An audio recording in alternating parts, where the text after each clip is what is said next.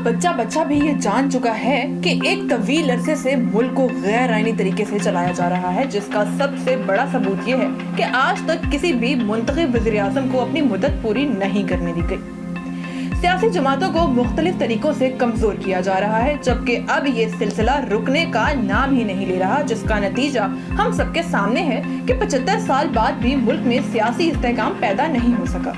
हैरानगी की बात यह है कि हमारे मुल्क में जो भी सियासी जमात इक़्तिदार में आती है वो वही सब दोहराती है जिस पर अपोजिशन में होते हुए रोजाना तनकीद करते थे। जिन अफ़आल को सारे मुल्क के मसाइल की जड़ समझा जाता था और हमें लगता था कि अब इस पार्टी ने वतन अजीज के तमाम मसाइल की तशख़ीस कर ली है, बदकिस्मती से ऐसा कुछ नहीं हुआ। मुल्क इस वक्त सियासी और माशी बहरान का इस कदर शिकार है कि पेट्रोल और डीजल की आसमान को छूती हुई कीमतों की वजह से हर चीज महंगी हो गई है, जबकि महंगाई की वजह से गरीब और लाचार अवाम रोने पर मजबूर हो चुकी है। लेकिन अफसोस, इस सब के बावजूद सियासतदानों को मुल्क की फिक्र नहीं है और सब अपने फायदे के लिए एक दूसरे से लड़ रहे हैं। आखिर कब तक ये सिलसिला चलता रहेगा? कब तक लाचार अवाम की तकदीर से खेला जाएगा? कितने वज़ीर-ए-आज़म को गोलियां खानी पड़ी, कितने वज़ीर-ए-आज़म को बेआबरू करके मुल्क बदल किया गया। हुकूमत और अवाम को ये बात समझ लेनी चाहिए कि जमहूरियत में कोई शॉर्टकट नहीं होता और ना ही जमहूरियत का इंतखाबात के जरिए रातों रात नफाज किया जा सकता है। मुल्क में 90 रोज के अंदर इंतखाबात करवाना आईनी तकाजा है, लेकिन इस सूरत हाल में ऐसा होना मुमकिन नहीं। ताहम ये जानना बहुत जरूरी है कि पाकिस्तान में इक़्तिसादी और सियासी बहरान का वाहिद हल साफ और शफाफ इंतखाबात का इनेकाद है। सियासतदानों के हाथों पाकिस्तान की तबाही का मुशाहिदा करना है तो मौजूदा हुकूमत इसकी बेहतरीन मिसाल है। इनके रवैये देखें, इनकी तरजीहात पर नजर दौड़ाएं तो अफसोस होता है कि हमारी सियासी अशरफिया ने माजी से कोई सबक नहीं सीखा। उनके लिए ना तो मुल्क अहम है और ना ही अवाम।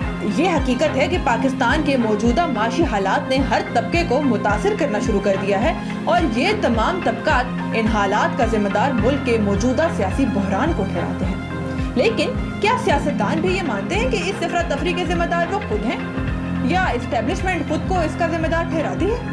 बज़ाहिर मुल्क की माशी सूरत हाल की जिम्मेदारी लेने को कोई भी तैयार नहीं। कोई मुखालफिन को फसाद की जड़ करार देता है तो कोई ये समझता है कि ये सब एस्टेब्लिशमेंट का किया धरा है और कहीं अदलिया की जानिब भी इशारों किनारों में बात की जा रही है। पाकिस्तान में मौजूदा सियासी बहरान का आगाज इस वक्त हुआ जब गुज़िश्ता बरस इमरान खान को पार्लियामान में तहरीक अदम एतमाद का सामना करना पड़ा और इनकी हुकूमत का खात्मा हुआ। तब से मुल्क में एहतजाज, हंगामे और बेयकीनी की सूरत हाल जारी है। माशी हालात की बात करें तो डॉलर की कीमत बढ़कर 300 रुपए के करीब हो गई है, जबकि मुल्क में महंगाई की शरह में रिकॉर्ड इजाफा हुआ है।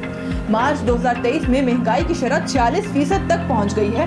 हालात इस नहज पर हैं कि शहरी बिजली का बिल अदा करने के लिए अपनी बहन बेटियों की बालियां बेचने पर मजबूर हो गए हैं। कई घंटे आटे के थैले के लिए कतारों में खड़े रहते हैं। रोटी के हसूल के लिए लगी इन लंबी लाइनों में भगदड़ मचने से अब तक कई अफराद अपनी जान से हाथ धो बैठे हैं।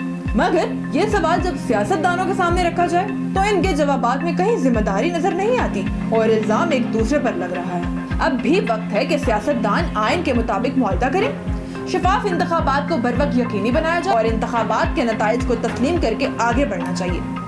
अगर मुल्क की तमाम सियासी जमातें मिल बैठकर काम कर लें तो सियासी अदम इस्तेहकाम के लिए राह हमवार हो सकती है।